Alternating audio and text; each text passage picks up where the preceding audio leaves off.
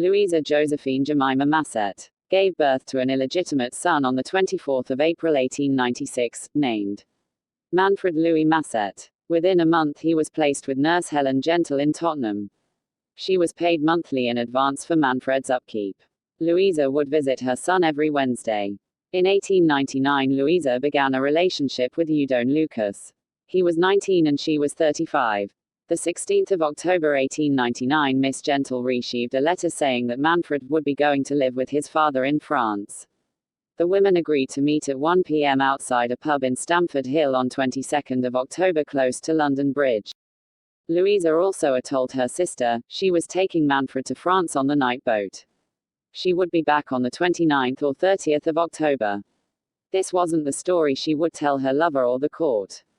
She had told to her lover she was going away to Brighton on the 27th.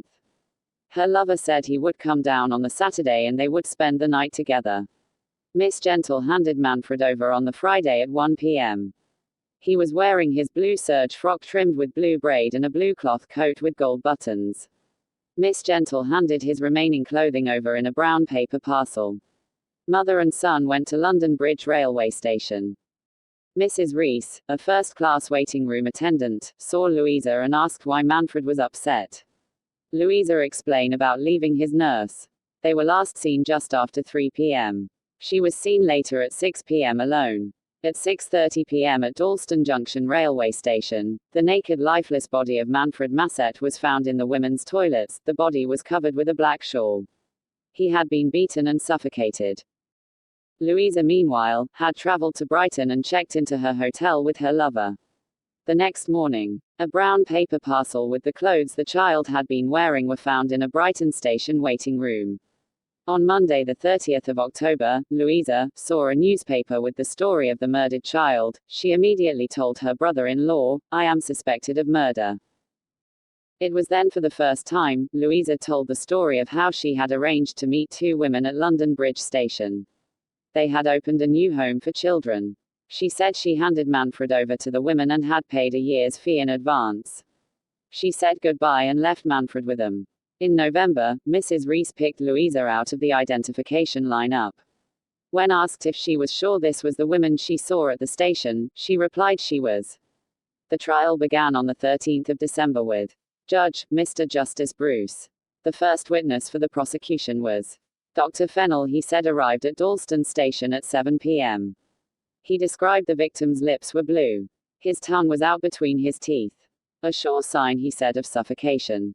The next witness, Mrs. Findlay, the hotel keeper in Brighton, said a maid found small toys in the room after Miss Masset had left.